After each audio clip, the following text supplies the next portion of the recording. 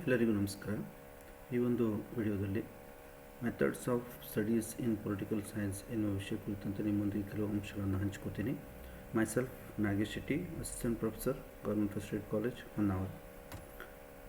ಮೊದಲಿಗೆ I will discuss about in brief that introduction part.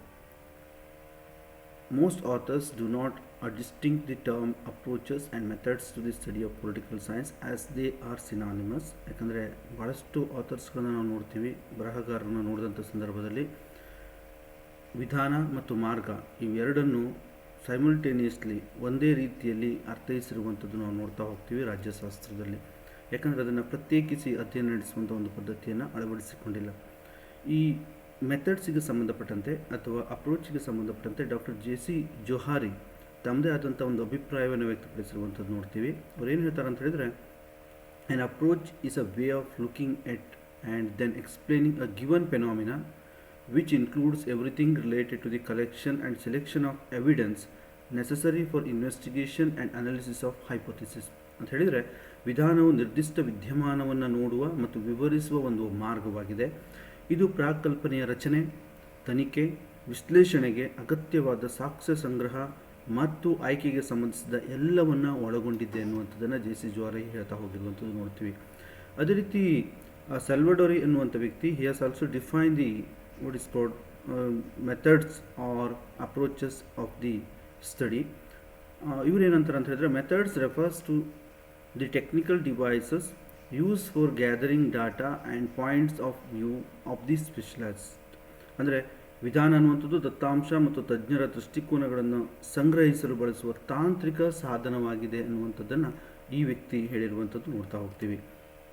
Next, ರಾಜ್ಯಶಾಸ್ತ್ರ ಅಧ್ಯಯನದಲ್ಲಿ ಯಾವ್ಯಾವ ವಿಧಾನಗಳನ್ನು ಅನುಸರಿಸಲಾಗುತ್ತೆ? There are two methods. One is traditional method, another one modern method.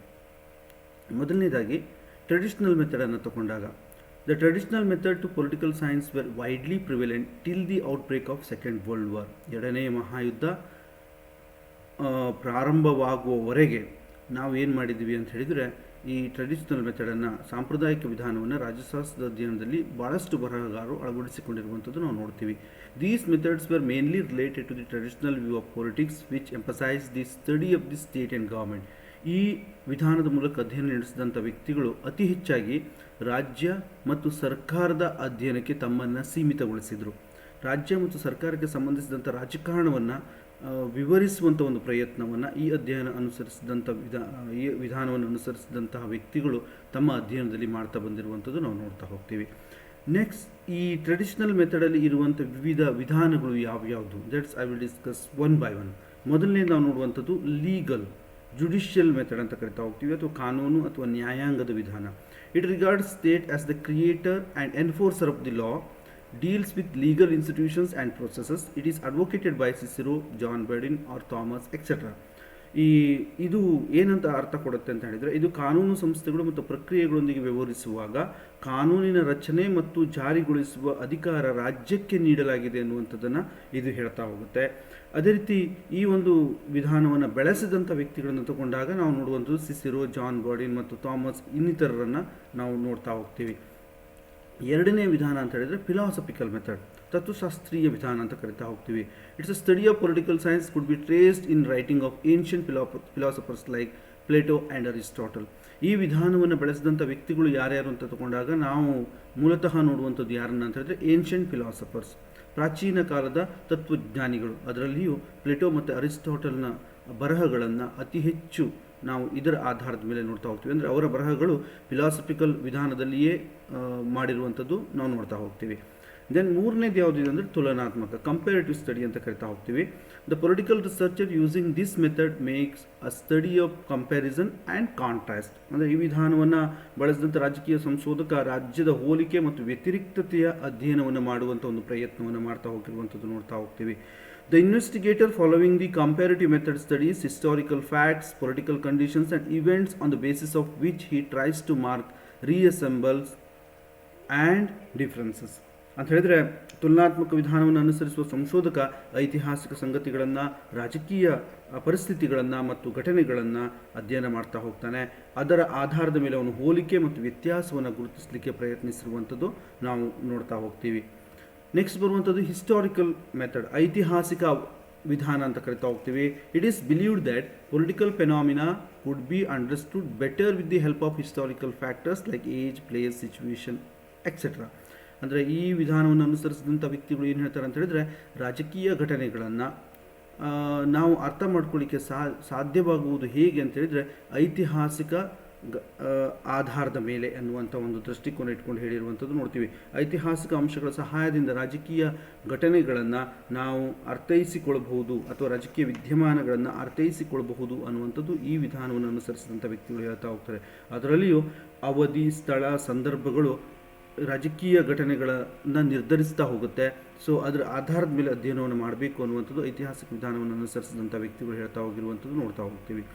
Then next ಇನ್ನೊಂದು ಯಾವುದು ಅಂತ ಹೇಳಿದ್ರೆ ಇನ್ಸ್ಟಿಟ್ಯೂಷನಲ್ ಆರ್ ಸ್ಟ್ರಕ್ಚರಲ್ ಮೆಥಡ್ ಅಂತ ನಾವು ಕರಿತಾ ಹೋಗ್ತೀವಿ. ಸಾಂಸ್ಥಿಕ ಅಥವಾ ರಚನಾತ್ಮಕ ವಿಧಾನ ಅಂತೇಳಿ. It lays stress on the study of political institutions and structures like executive, legislature, judiciary, political parties, interest groups and etcetera. ಅಂದರೆ ಇದು ರಾಜಕೀಯ ಸಂಸ್ಥೆಗಳ ಅಧ್ಯಯನವು ಕಾರ್ಯಾಂಗ, ಶಾಸಕಾಂಗ, ನ್ಯಾಯಾಂಗ, ರಾಜಕೀಯ ಪಕ್ಷಗಳು, ಹಿತಾಸಕ್ತಿ ಗುಂಪುಗಳು ಮುಂತಾದವುಗಳ ಮೇಲೆ ಒತ್ತನ್ನು ನೀಡಿ ಅಧ್ಯಯನವನ್ನು ಮಾಡ್ತಾ ಹೋಗಿರುವಂಥದ್ದು ನೋಡ್ತಾ ಹೋಗ್ತೀವಿ. ನೆಕ್ಸ್ಟ್ ಇರುವಂಥದ್ದು ಮಾಡರ್ನ್ ಮೆಥಡ್. ಮಾಡರ್ನ್ ಮೆಥಡನ್ನು ಅಳವಡಿಸಿಕೊಂಡಿರುವಂಥದ್ದು. To minimise the deficiency of traditional method, various new methods have been advocated by the new political thinkers. ಅಂದರೆ ಸಾಂಪ್ರದಾಯಿಕ ವಿಧಾನದಲ್ಲಿರುವ ತಪ್ಪುಗಳು ಯಾವ್ಯಾವುದಿದೆ ಅವುಗಳನ್ನು ಕಡಿತಗೊಳಿಸಲಿಕ್ಕೆ ಅಥವಾ ಕಡಿಮೆ ಮಾಡಲಿಕ್ಕೆ ಹೊಸ ವಿಧಾನವನ್ನು ಬೇರೆ ಬೇರೆ ಸಿದ್ಧಾಂತಗಾರರು ಅಳವಡಿಸಿಕೊಂಡಿರುವಂಥದ್ದು ನೋಡ್ತೀವಿ. These methods are regarded as the modern method to the study of political science. ಅದನ್ನೇ ನಾವೇನು ಕರಿತೀವಿ, ರಾಜ್ಯಶಾಸ್ತ್ರದ ಅಧ್ಯಯನದಲ್ಲಿರುವಂಥ ಹೊಸ ವಿಧಾನಗಳು ಅಂತ ಕರಿತಾ ಹೋಗ್ತೀವಿ. Many thinkers regard these methods as a reaction against the traditional method. ಬಹಳಷ್ಟು ಜನರ ಪ್ರಕಾರ ಏನಿದೆ ಅಂತ ಹೇಳಿದರೆ, ಈ ಟ್ರೆಡಿಷನಲ್ ಮೆಥಡ್ಗೆ ರಿಯಾಕ್ಷನ್ ಆಗಿ ಮಾಡರ್ನ್ ಮೆಥಡ್ ಅನ್ನುವಂಥದ್ದು ಹುಟ್ಕೊಂಡಿದೆ ಅಥವಾ ಅದಕ್ಕೆ ವಿರುದ್ಧವಾದಂಥ ಒಂದು ಪ್ರತಿಕ್ರಿಯೆಯಾಗಿ ಹುಟ್ಕೊಂಡಿದೆ ಅನ್ನುವಂಥದ್ದನ್ನು ಬಹಳ ಜನ ಹೇಳ್ತಾ ಹೋಗಿರುವಂಥದ್ದು ನೋಡ್ತೀವಿ. ಒನ್ ಬೈ ಒನ್ ನಾನು ಡಿಸ್ಕಸ್ ಮಾಡ್ತಾ ಹೋಗ್ತೀನಿ. ಮೊದಲನೇ ನಾವು ನೋಡುವಂಥದ್ದು ಬಿಹೇವಿಯರಲ್ ಮೆಥಡ್ ಅಂತ ಹೇಳಿದರೆ ಏನು, ಅಥವಾ ವರ್ತನಾ ವಿಧಾನ ಅಂತ ಹೇಳಿದರೆ ಏನು. A new trend in the post century, particularly since the end of World War II 1939 to 45, a new trends of giving increasing scientific attentions to the study of political behavior, not only those in power but also ordinary people, was clearly visible. ಅಂತ ಹೇಳಿದರೆ ಎರಡನೇ ಮಹಾಯುದ್ಧದ ನಂತರ ಒಂದು ಹೊಸ ಪ್ರವೃತ್ತಿಯ ರಾಜಕೀಯ ವರ್ತನೆಯ ಅಧ್ಯಯನಕ್ಕೆ ಹೆಚ್ಚಿನ ಮಹತ್ವವನ್ನು ನೀಡ್ತಾ ಬಂದಿರುವಂಥದ್ದು ನೋಡ್ತೀವಿ. ವೈಜ್ಞಾನಿಕ ವಿಧಾನವನ್ನು ಅನುಸರಿಸಿ ಅಧ್ಯಯನವನ್ನು ಮಾಡಿರುವಂಥದ್ದು ಈ ವಿಧಾನದಲ್ಲಿ ನಾವು ನೋಡ್ತಾ ಹೋಗ್ತೀವಿ. ಸೊ ಡೇವಿಡ್ ಈಸ್ಟನ್ ಏನಿದ್ದಾನೆ, ಅವರನ್ನು ನಾವು ಈ ಒಂದು ಸಿದ್ಧಾಂತದ ಅಡಿಪಾಯವನ್ನು ಹಾಕಿದಂತಹ ವ್ಯಕ್ತಿ ಅಂತ ನಾವು ಕರಿತಾ ಹೋಗ್ತೀವಿ. Is first pointed out the intellectual foundation of behaviouralism. ಅದೇ ರೀತಿ ರಾಜಕೀಯ ನಡವಳಿಕೆಯಲ್ಲಿ ಹಲವು ಏಕರೂಪತೆ ಇರುವಂಥದ್ದನ್ನು ಇವ ಅರ್ಥಕೋತಾನೆ, ಅಧ್ಯಯನದ ಮೂಲಕ ಅರ್ಥಕೊಂಡಿರುವಂಥದ್ದು ನೋಡ್ತೀವಿ. ಸೊ ಈ ವಿಧಾನದಲ್ಲಿ ಅವುಗಳನ್ನೇ ಹೈಲೈಟ್ ಮಾಡಿ ಅಧ್ಯಯನ ಮಾಡ್ತಾ ಹೋಗಿರುವಂಥದ್ದು ನಾವು ನೋಡ್ತಾ ಹೋಗ್ತೀವಿ. ಅದರ ಜೊತೆಗೆ ರಾಜಕೀಯ ವಿದ್ಯಮಾನಗಳನ್ನು ವಿವರಿಸಲಿಕ್ಕೆ ಊಹೆ ಮಾಡುವಂಥದ್ದು ಅಥವಾ ಸಾಮಾನ್ಯೀಕರಣ ಅಥವಾ ಸಿದ್ಧಾಂತಗಳ ಆಧಾರದಲ್ಲಿ ವಿವರಿಸುವ ವಿಧಾನವನ್ನು ಈ ವಿಧಾನ ಅನುಸರಿಸಿದಂಥ ವ್ಯಕ್ತಿಗಳು ಅಳವಡಿಸಿಕೊಂಡಿದ್ದರು. ಅದರಲ್ಲಿಯೂ ಡೇವಿಡ್ ಈಸ್ಟನ್ ಈ ವಿಧಾನವನ್ನು ಅನುಸರಿಸಿರುವಂಥದ್ದು ನೋಡ್ತೀವಿ. ಒಂದು ನಿರ್ದಿಷ್ಟ ಸನ್ನಿವೇಶದಲ್ಲಿ ವ್ಯಕ್ತಿಗಳ ರಾಜಕೀಯ ನಡವಳಿಕೆ ಹೆಚ್ಚು ಕಡಿಮೆ ಒಂದೇ ರೀತಿ ಹೋಲುವಂಥದ್ದು ನಾವು ನೋಡುತ್ತಾ ಹೋಗ್ತೀವಿ. ಈ ವಾದದಲ್ಲಿ ಅದನ್ನೇ ಹೆಚ್ಚಿನ ಗಮನ ಕೊಟ್ಟು ಮಾಡಿರುವಂಥದ್ದು ನಾವು ನೋಡ್ತಾ ಹೋಗ್ತೀವಿ. ನೆಕ್ಸ್ಟ್ ಪೋಸ್ಟ್ ಬಿಹೇವಿಯರಲಿಸಮ್, ವರ್ತನವಾದೋತ್ತರವಾದ ಅಂತ ಕರಿತೀವಿ. Post behaviouralism believed that the use of scientific tool is beneficial if it can solve the various problems of the society. ಸಮಾಜದ ವಿವಿಧ ಸಮಸ್ಯೆಗಳನ್ನು ಬಗೆಹರಿಸುವಲ್ಲಿ ವೈಜ್ಞಾನಿಕ ಸಾಧನ ಬಳಕೆಯು ಪ್ರಯೋಜನಕಾರಿ ಎನ್ನುವುದು ಪೋಸ್ಟ್ ಬಿಹೇವಿಯರಲಿಸ್ಟ್ಗಳ ವಾದವಾಗಿರುವಂಥದ್ದು ನಾವು ನೋಡ್ತಾ ಹೋಗ್ತೀವಿ. ಈ post ಬಿಹೇವಿಯರಲಿಸ್ಟ್ gave too much emphasis on methods and techniques and behavioralist gave too much emphasis on methods and techniques and believed that it was better to be wrong than vague. ಬಿಹೇವಿಯರಲಿಸ್ಟ್ಗಳು ವಿಧಾನ ಮತ್ತು ತಂತ್ರಗಳಿಗೆ ಅತಿ ಹೆಚ್ಚು ಮಹತ್ವವನ್ನು ನೀಡಿರುವಂಥದ್ದು ನೋಡ್ತೀವಿ. ಅಸ್ಪಷ್ಟಕ್ಕಿಂತ ತಪ್ಪಾಗಿರುವುದು ಉತ್ತಮ ಎನ್ನುವಂಥ ಒಂದು ದೃಷ್ಟಿಕೋನವನ್ನು ಈ ಒಂದು ಬಿಹೇವಿಯರಲಿಸ್ಟ್ಗಳು ಹೊಂದಿದ್ರು. ಬಟ್ ಮತ್ತೊಂದೆಡೆ ಈ ಒಂದು ವರ್ತನವಾದೋತ್ತರವಾದಿಗಳು ಅಂತ ನಾವೇನು ಕರಿತೀವಿ, post ಬಿಹೇವಿಯರಲಿಸ್ಟ್ on the other hand believe that it is better to be vague than relevantly precise. ಅಂದರೆ ಅವ್ರ ಪ್ರಕಾರ ಏನಿದೆ ಅಂತ ಹೇಳಿದರೆ ವರ್ತನವಾದೋತ್ತರವಾದಿಗಳು ಪ್ರಸ್ತುತವಲ್ಲದ ನಿಖರತೆಗಳಿಗಿಂತ ಅಸ್ಪಷ್ಟವಾಗಿರುವುದೇ ಉತ್ತಮ ಅನ್ನುವಂಥ ಒಂದು ದೃಷ್ಟಿಕೋನವನ್ನು ಹೊಂದಿರುವಂಥದ್ದು ನಾವು ನೋಡ್ತಾ ಹೋಗ್ತೀವಿ. ನೆಕ್ಸ್ಟ್ ಬರುವಂಥದ್ದು ಎಕ್ಸ್ಪೆರಿಮೆಂಟಲ್ ಮೆಥಡ್, ಪ್ರಾಯೋಗಿಕ ವಿಧಾನ ಅಂತ ಕರಿತೀವಿ. So sir George G Lewis treat the body politics as a corpus fillet and vary its circumstances at our pleasure for the sake only of assigning abstract truth. ಈ ಪ್ರಾಯೋಗಿಕ ವಿಧಾನವನ್ನು ಬೆಳೆಸಿದಂಥ sir George G ಲೇವಿಸ್ ಅನ್ನುವಂಥ ವ್ಯಕ್ತಿ ಅವ್ರು ಏನು ಹೇಳ್ತಾರೆ ಅಂದರೆ, ದೇಹವನ್ನು ರಾಜಕೀಯವಾಗಿ ಪರಿಗಣಿಸಿ ಮತ್ತು ಅಮೂರ್ತ ಸತ್ಯವನ್ನು ಕಂಡುಹಿಡಿಯುವುದಕ್ಕಾಗಿ ಮಾತ್ರ ಅದರ ಸಂದರ್ಭವನ್ನು ಬದಲಾಯಿಸುತ್ತದೆ. ರಸಾಯನಶಾಸ್ತ್ರದಲ್ಲಿ ನಾವು ನೋಡ್ತೀವಿ, we cannot do in politics what the experimenter does in chemistry. ರಸಾಯನಶಾಸ್ತ್ರದಲ್ಲಿ ಒಬ್ಬ ಪ್ರಯೋಗಕಾರ ಏನು ಮಾಡ್ತಾನೋ ಆ ರೀತಿಯಲ್ಲಿ ರಾಜಕಾರಣದಲ್ಲಿ ಮಾಡಲಿಕ್ಕೆ ಸಾಧ್ಯ ಇಲ್ಲ. In political crisis the opinion of the cabinet will have weight but we cannot say how much it will be. ಈಗ ನಾವು ನೋಡ್ಬೋದು, ರಾಜಕೀಯದಲ್ಲಿ ರಾಜಕೀಯ ಬಿಕ್ಕಟ್ಟು ಸಂಭವಿಸಿದಂಥ ಸಂದರ್ಭದಲ್ಲಿ ಕ್ಯಾಬಿನೆಟ್ನ ಅಭಿಪ್ರಾಯಕ್ಕೆ ಹೆಚ್ಚಿನ ತೂಕ ಇರುವಂಥದ್ದು ನೋಡ್ತೀವಿ. ಬಟ್ ಅದರ ಪ್ರಮಾಣ ಎಷ್ಟು ಅಂತ ನಾವು ಅಳತೆ ಮಾಡಲಿಕ್ಕೆ ಸಾಧ್ಯ ಇಲ್ಲ, ರೈಟ್? ಆ ರೀತಿಯಾದಂಥ ಒಂದು ವ್ಯವಸ್ಥೆ ಇರುವಂಥದ್ದು ನೋಡ್ತಾ ಹೋಗ್ತೀವಿ. The opinions, emotions and other factors which influence the politics are not capable of computation. ನೀವು ಗೊತ್ತಿದೆ, ರಾಜಕೀಯದ ಮೇಲೆ ಪ್ರಭಾವ ಬೀರುವಂಥ ಅಭಿಪ್ರಾಯ, ಭಾವನೆಗಳು ಅಥವಾ ಇತರ ಅಂಶಗಳು ಅಂತ ನಾವು ಏನು ಕರಿತಾ ಇದ್ದೀವಿ, ಅವುಗಳೆಲ್ಲ ಏನಾಗುತ್ತೆ ಅಂತ ಹೇಳಿದರೆ ಅದನ್ನು ನಾವು ಅಳತೆ ಮಾಡಲಿಕ್ಕೆ ಸಾಧ್ಯ ಆಗಲ್ಲ ಅನ್ನುವಂಥದ್ದು, right? That is the main things what we can discuss here.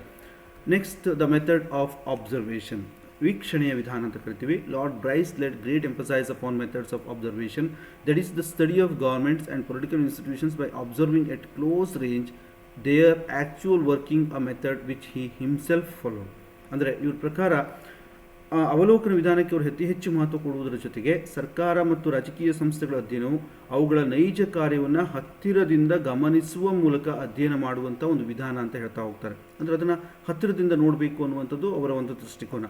The political investigator should study phenomena of all countries of the fundamentals of human nature are the same everywhere but political habits and temperaments vary in different countries. ಇವರೇನು ಹೇಳ್ತಾರೆ ಅಂದರೆ, ರಾಜಕೀಯ ಸಂಶೋಧಕನಾದಂಥ ವ್ಯಕ್ತಿ ಎಲ್ಲ ದೇಶಗಳ ವಿದ್ಯಮಾನವನ್ನು ಅಧ್ಯಯನ ಮಾಡಬೇಕಾಗುತ್ತೆ. ಮಾನವನ ಸ್ವಭಾವ ಸಾಮಾನ್ಯವಾಗಿ ಎಲ್ಲ ಕಡೆ ಒಂದೇ ರೀತಿ ಇರುತ್ತೆ, ಆದರೆ ರಾಜಕೀಯ ಅಭ್ಯಾಸಗಳು ಮತ್ತು ಮನೋಧರ್ಮಗಳು ವಿಭಿನ್ನವಾಗಿರುವುದರಿಂದ ದೇಶದಿಂದ ದೇಶಕ್ಕೆ ಅದು ಬದಲಾಗ್ತಾ ಹೋಗುವಂಥದ್ದು ನಾವು ನೋಡ್ತೀವಿ. Next, sociological, biological and psychological method ಅಂತ ಕರಿತೀವಿ. ಸಾಮಾಜಿಕ, ಜೈವಿಕ ಅವ್ರ ಜೀವಿಶಾಸ್ತ್ರೀಯ ಮತ್ತು ಮನಸ್ಶಾಸ್ತ್ರೀಯ ಅಧ್ಯಯನ ಅಂತ ಕರಿತಾ ಹೋಗ್ತೀವಿ. ಅದನ್ನು ಒನ್ ಬೈ ಒನ್ ನಿಮ್ಮ ಮುಂದೆ ಡಿಸ್ಕಸ್ ಮಾಡ್ತಾ ಹೋಗ್ತೀನಿ. ಮೊದಲನೇದು ಸಮಾಜಶಾಸ್ತ್ರೀಯ ಅಧ್ಯಯನ. The so called sociological method consider the state primarily as A social organism. ಇವ್ರ ಪ್ರಕಾರ ರಾಜ್ಯವನ್ನು ಒಂದು ಪ್ರಾಥಮಿಕ ಸಾಮಾಜಿಕ ಜೀವಿ ಅಂತ ಕರಿತಾ ಹೋಗ್ತಾರೆ. ಅದು whose components part are individuals and seeks to deduce its qualities and attributes from the qualities and attributes of the men composing it. ಅಂದರೆ ಅದರ ಘಟಕ ಭಾಗಗಳು ವ್ಯಕ್ತಿಗಳಾಗಿದ್ದು ಅದರ ಗುಣಗಳು ಮತ್ತು ಲಕ್ಷಣಗಳನ್ನು ಅದನ್ನು ರಚಿಸುವ ಮನುಷ್ಯರ ಗುಣ ಮತ್ತು ಲಕ್ಷಣಗಳಿಂದ ನಿರ್ಧರಿಸಲಾಗುತ್ತೆ ಅನ್ನುವಂಥದ್ದು ಈ ಒಂದು ದೃಷ್ಟಿಕೋನದಲ್ಲಿ ಹೇಳಿರುವಂಥದ್ದು ನಾವು ನೋಡ್ತಾ ಹೋಗ್ತೀವಿ.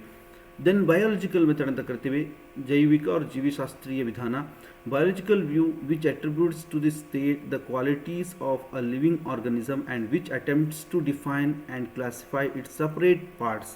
ಅಂದರೆ ಇವರು ಏನಂತಾರೆ, ಈ ವಿಧಾನ ಜೀವಿಗಳ ಗುಣಗಳನ್ನು ರಾಜ್ಯಕ್ಕೆ ಹೋಲಿಸಲಾಗುತ್ತೆ ಮತ್ತು ಅದರ ಪ್ರತ್ಯೇಕ ರಾಜ್ಯದ ಅಂಗಗಳನ್ನು ವ್ಯಾಖ್ಯಾನಿಸಲು ಮತ್ತು ವರ್ಗೀಕರಿಸಲು ಪ್ರಯತ್ನಿಸುವಂಥ ಒಂದು ಪ್ರಯತ್ನವನ್ನು ಈ ಸಂದರ್ಭದಲ್ಲಿ ಮಾಡಲಾಗಿರುವಂಥದ್ದು ನೋಡ್ತೀವಿ. ಅದೇ ರೀತಿ to describe its structure in the nomenclature of anatomy and to differentiate and analyze its functions and trace its life process according to the methods and in the terminology of biological science. ಅಂದರೆ ಅಂಗರಚನಾಶಾಸ್ತ್ರದ ಪ್ರಕಾರ ಅದರ ರಚನೆ ವಿವರಿಸಲಿಕ್ಕೆ ಮತ್ತು ಅದರ ಕಾರ್ಯವನ್ನು ಪ್ರತ್ಯೇಕಿಸಲಿಕ್ಕೆ ಮತ್ತು ವಿಶ್ಲೇಷಿಸಲು ಮತ್ತು ಅದರ ಜೀವನ ಪ್ರಕ್ರಿಯೆಗಳನ್ನು ಪತ್ತೆ ಹಚ್ಚಲು ಜೈವಿಕ ವಿಜ್ಞಾನ ವಿಧಾನವನ್ನು ಅನುಸರಿಸಲಾಗಿರುವಂಥದ್ದು ನೋಡ್ತಾ ಹೋಗ್ತೀವಿ ಈ ಒಂದು ವಿಧಾನದಲ್ಲಿ. ದೆನ್ ಸೈಕಾಲಜಿಕಲ್ ಮೆಥಡ್ಸ್ ಅಂದರೆ ಮನೋವೈಜ್ಞಾನಿಕ ವಿಧಾನ ಅಂತ ಕರಿತೀವಿ. Kamte in his study of society dwelt at length upon what he called social physics and social physiology. ಅಂದರೆ ಕಾಮ್ಟೆ ಅವರು ಸಮಾಜದ ಅಧ್ಯಯನದ ಸಂದರ್ಭದಲ್ಲಿ ಸಾಮಾಜಿಕ ಮತ್ತು ಭೌತಶಾಸ್ತ್ರ ಮತ್ತು ಸಾಮಾಜಿಕ ಶರೀರಶಾಸ್ತ್ರಗಳು ಯಾವ ರೀತಿ ಇದೆ ಅನ್ನುವಂಥ ಒಂದು ಪ್ರಶ್ನೆಯನ್ನು ಮಾಡಿರುವಂಥದ್ದು ನಾವು ನೋಡ್ತಾ ಹೋಗ್ತೀವಿ. The Spencer who was deeply infatuated with the biological analogy, drew a striking parallel between the social and animal organism. ಅದೇ ರೀತಿ ಜೈವಿಕ ವಾಟ್ ಯು ಕಾಲ್ ಸಾದೃಶ್ಯದ ಬಗ್ಗೆ ತೀವ್ರವಾಗಿ ಒಲವು ಹೊಂದಿದ್ದಂಥ ಸ್ಪೆನ್ಸರ್ ಸಾಮಾಜಿಕ ಮತ್ತು ಪ್ರಾಣಿ ಜೀವಿಗಳ ನಡುವೆ ಗಮನಾರ್ಹವಾದ ಸಮಾನಾಂತರವನ್ನು ಹುಡುಕಿರುವಂಥದ್ದು ನೋಡ್ತೀವಿ. And pointing out that each possessed a sustaining system, a distributing system and regulating and expending systems. ಅಂದರೆ ಪ್ರತಿಯೊಂದು ಸುಸ್ಥಿರ ವ್ಯವಸ್ಥೆ, ವಿತರಣಾ ವ್ಯವಸ್ಥೆ ಮತ್ತು ನಿಯಂತ್ರಿಸುವ ಮತ್ತು ವ್ಯಯಿಸುವ ವ್ಯವಸ್ಥೆಯನ್ನು ಹೊಂದಿದೆ ಅನ್ನುವಂಥದ್ದನ್ನು ಈ ಒಂದು ಸಿದ್ಧಾಂತದಲ್ಲಿ ಅವರು ತೋರಿಸ್ತಾ ಬಂದಿರುವಂಥದ್ದು ನೋಡ್ತಾ ಹೋಗ್ತೀವಿ. Then quantitative or statistical method explain the political phenomena on the basis of numerical and statistical data. Exponents are Merriam or Gosnell or what do you call Gallup. All these people, they have developed this theory. ಅಂದರೆ ಇವ್ರು ಏನು ಮಾಡ್ತಾರೆ ಅಂತ ಹೇಳಿದ್ರೆ numerical ಆಧಾರದ ಮೇಲೆ, ಅಂಕಿ ಅಂಶಗಳು ಅಥವಾ ದತ್ತಾಂಶಗಳ ಆಧಾರದ ಮೇಲೆ ರಾಜಕೀಯ ಪ್ರಕ್ರಿಯೆಗಳನ್ನು, ರಾಜಕೀಯ ವಿದ್ಯಮಾನಗಳನ್ನು ಚರ್ಚಿಸಿರುವಂಥದ್ದು ನಾವು ನೋಡ್ತಾ ಹೋಗ್ತೀವಿ. ದೆನ್ ಲಿಬ್ರಲ್, ಉದಾರವಾದಿ, pluralistic idea of society are competing group interest which are given more stress in this study. Politics is an instrument of conflict resolution for providing legitimate order and justice in society. ಇವ್ರ ಪ್ರಕಾರ ಏನಂತ ಹೇಳಿದ್ರೆ ಸಮಾಜ ಬಹುಸಂಖ್ಯಾತರ ಕಲ್ಪನೆ ಅಥವಾ ಸ್ಪರ್ಧಾತ್ಮಕ ಗುಂಪುಗಳ ಹಿತಾಸಕ್ತಿ ಅಂತ ಕರಿತಾ ಹೋಗ್ತಾರೆ. ರಾಜಕೀಯವು ಸಮಾಜದಲ್ಲಿ ಸಂಘರ್ಷವನ್ನು ಪರಿಹಾರ ಮಾಡಿ ನ್ಯಾಯಸಮ್ಮತವಾದ ಕ್ರಮವನ್ನು ಕೈಗೊಳ್ಳಲಿಕ್ಕೆ ನ್ಯಾಯವನ್ನು ಒದಗಿಸುವಂಥ ಒಂದು ಸಾಧನವಾಗಿದೆ ಅನ್ನುವಂಥದ್ದು ಇವರ ಒಂದು ದೃಷ್ಟಿಕೋನದಲ್ಲಿ ನೋಡ್ತಾ ಹೋಗ್ತೀವಿ. Like JS Mill or Adam Smith, they have developed this theory. At the end, the method of study of political science changing based on views of the political theorists and define their views as per strong evidence which is helpful to understand the political science. It means ಬೇರೆ ಬೇರೆ ವಿಧಾನಗಳನ್ನು ಅನುಸರಿಸಿರುವಂಥದ್ದು ನೋಡ್ತೀವಿ. ಇವೆಲ್ಲ ಅನುಸರಿಸುವಂತಹ ವಿಧಾನಗಳ ಉದ್ದೇಶ ಏನಿದು ಅಂತ ಹೇಳಿದರೆ ರಾಜಕೀಯ ಕಲ್ಪನೆಗಳನ್ನು ಅಥವಾ ರಾಜಕೀಯ ವಿದ್ಯಮಾನಗಳನ್ನು ವಿವಿಧ ದೃಷ್ಟಿಕೋನದಿಂದ ಅಧ್ಯಯನ ಮಾಡಿ ಅದಕ್ಕೆ ಒಂದು ಉತ್ತರವನ್ನು ಕಂಡುಹಿಡಿಯುವಂಥ ಒಂದು ಪ್ರಯತ್ನವನ್ನು ಮಾಡಲಾಗಿತ್ತು ಅನ್ನುವಂಥದ್ದು.